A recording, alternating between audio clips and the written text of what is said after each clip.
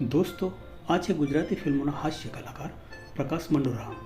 તેમણે જે વાત કહી છે તે વાત આપને સાચી લાગે છે ખરી? લગ્ન જીવનનું કડવું સત્ય કે લગ્ન પહેલા જે છોકરી માડ બોલતી હતી, લગ્ન પછી બૈરું બની ગયું, હવે માર ફાડ બોલે છે. પેલા તો આપણે કેટલી વાર પૂછીએ ને ધીમે રહીને જવાબ આલતી હતી ને હવે તો એવડી જ બોલે છે કે આખું ગોમ જાણે ક્યાંય હોરી હરગી.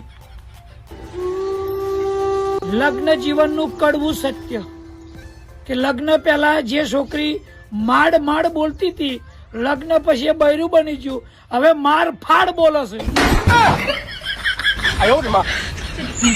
પેલા તો આપણે કેટલી વાર પૂછીએ ને ધીમે રહીને જવાબ આલતી હતી ને હવે તો એવડી જ બોલે છે કે આખું ગોમ જાણે ક્યાંય હોરી હરગી.